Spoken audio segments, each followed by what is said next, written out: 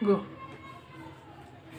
Hello guys, तो आज आपको मैं सिखाऊंगा 4 प्रिंसिपल हमारे ऑलरेडी हो चुके हैं अकाउंटिंग के, और हम आज 5वां प्रिंसिपल स्टार्ट करेंगे जिसका नाम है मटेरियलिटी प्रिंसिपल।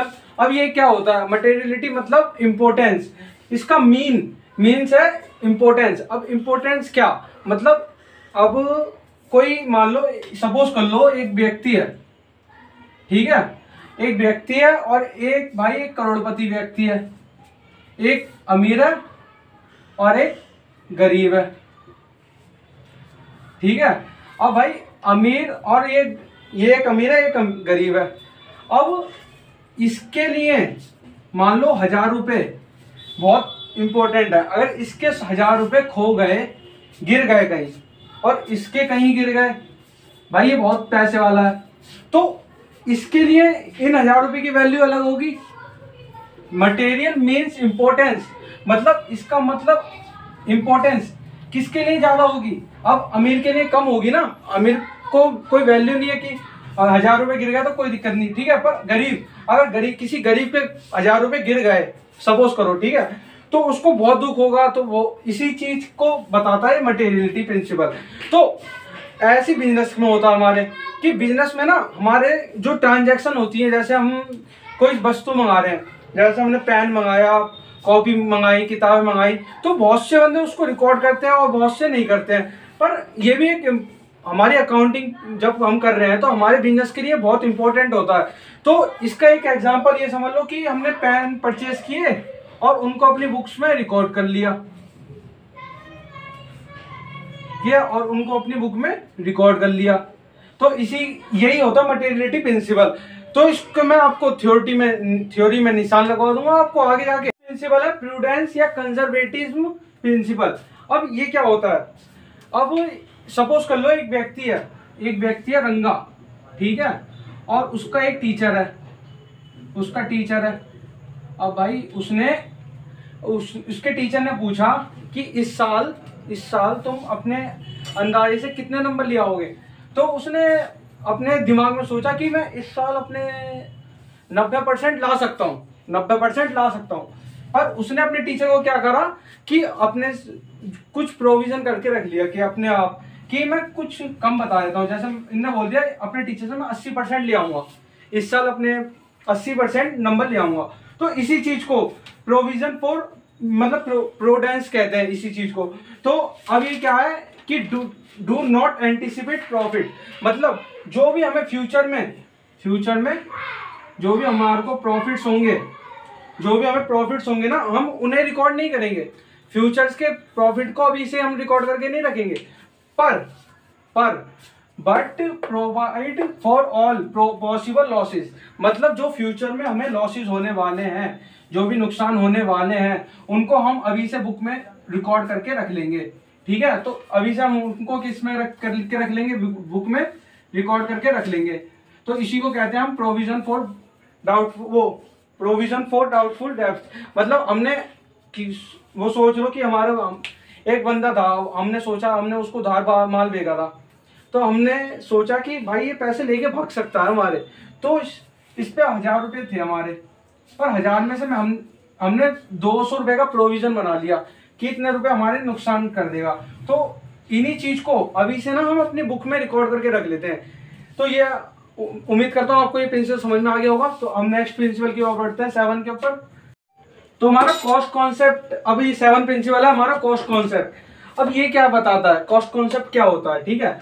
तो हमारी जो असेट होती है ना, assets, the assets is recorded in the books at cost price. मतलब कोई हमने असेट्स खरीदी, मतलब हमने कोई गुड्स खरीदी भाई, अब हमने इन गुड्स को अपनी बुक्स में रिकॉर्ड किया,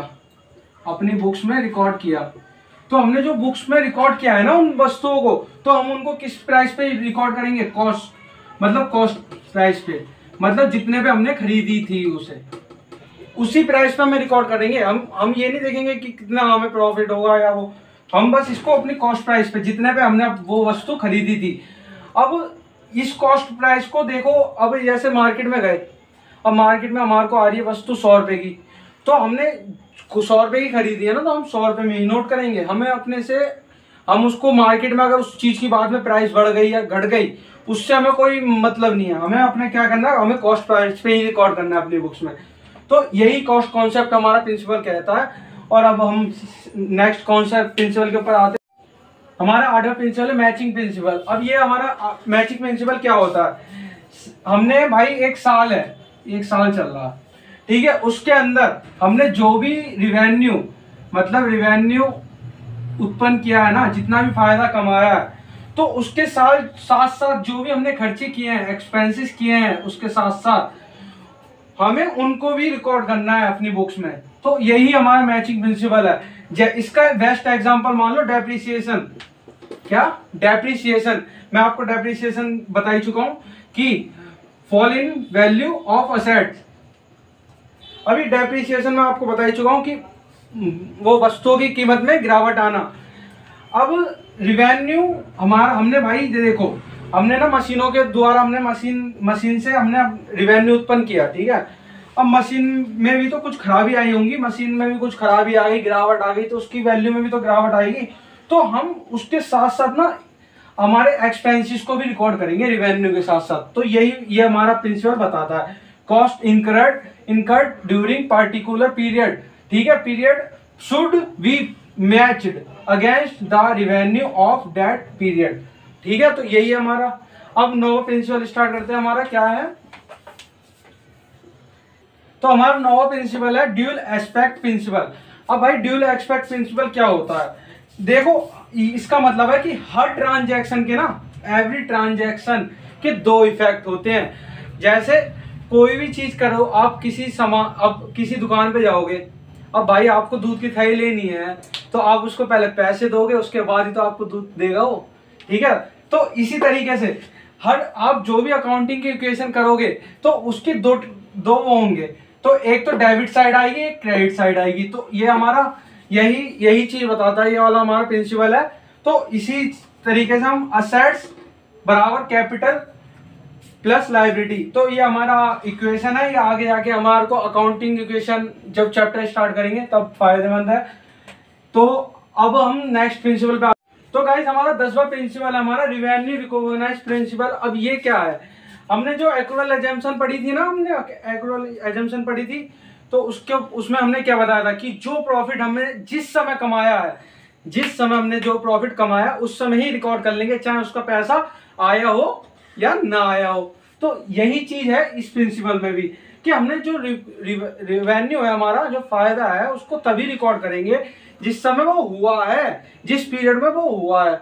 ऐसा नहीं कि हमारा रिवेन्यू आज हुआ और पैसे बाद में आए तो बाद में ही रिकॉर्ड करेंगे, नहीं, अभी से ही रिकॉर्ड कर लेंगे। तो हमारा एक्रूअल एजम्पशन के ऊपर ही था। और हमारा 11वां है वेरीफाइबल ऑब्जेक्टिव कॉन्सेप्ट। अब ये प्रिंसिपल क्या है, ठीक है। तो अब इस प्रिंसिपल में इसको मान लो एक तरीके से एविडेंस, मतलब अब हम अपने अकाउंटिंग से सारे रिलेटेड जो भी हम ट्रांजैक्शन कर रहे हैं उसकी सारी रिकॉर्ड कर रहे हैं, तो उसी चीज के ऊपर, मतलब इससे हमारे को प्रूफ मिल जाता है कि हम जैसे हम पे कोई क्लेम करे कि हमने उसका इतना नुकसान, तो जब हमने रिकॉर्ड कर रखा होगा तो हम पे कोई क्लेम नहीं कर सकता ना। इसी प्रिंसिपल को यही प्रिंसिपल यही चीज बताता है कि हमारा जैसे एविडेंस, ये बिल्स हो गए, हमने बिल्स भर दिए थे, है नहीं, और इनवॉइसेस जो हमने माल भेजा उसका बाद जो इनवॉइसेस आए, ये सब तो इस चीज से रिलेटेड था। और दोस्तों ये अब आपको मजा आना कम हो गया है क्या, वीडियो को लाइक सब्सक्राइब कीजिए और आगे बढ़ाइए। देखो अगर आप हमारा वीडियो को ज़्यादा से ज़्यादा लाइक सब्सक्राइब करेंगे तो हमारे को भी और वो रुचि आएगी पढ़ाने में, तो इसी को आगे बढ़ाइए, ठीक है। Thank you.